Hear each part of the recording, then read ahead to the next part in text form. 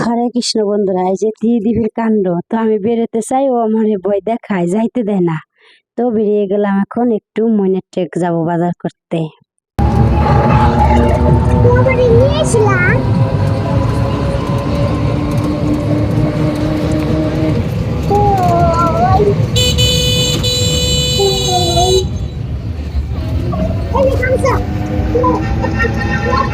তো তেরমুখের ব্রিজের কাছাকাছি চলে এসেছি। তো এটা তেরমুখ ব্রিজ। তো আমরা ব্রিজের ওপর দিয়ে যাচ্ছি। তো এখানে স্পিড বোট, নৌকা, অনেক কিছু। প্রতিদিন সবাই ঘুরতে আসে, বেশিরভাগ শুক্র আর শনি লোক হয় বেশি। এই দুদিন লোক হয়।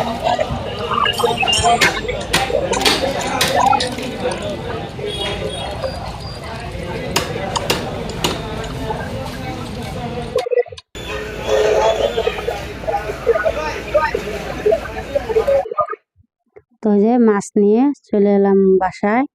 তো যে লেবু এনেছি আর এনেছি পাঙ্গাস মাছ। তো পাঙ্গাস মাছের কাটা কম, তার জন্য এই মাছটাই বেশি আনি।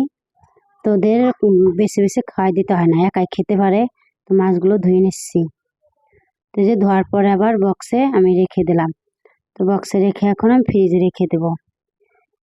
তো যে ফ্রিজ খুলে এখন আমি মাছগুলো রেখে দিচ্ছি। তো হাত মুখ ধুয়ে আসলাম, মাছ ছেনছি যেহেতু, হাত মুখ ধুয়ে কাপড় চোপড় ধুয়ে দিচ্ছি। তো এই যে এখানে আমি বারান্দায়, তো বারান্দায় নেড়ে দিচ্ছি, এখানে শুকিয়ে যাবে। এখন ভাবলাম আর আমি বাইরে যাব না নাড়তে।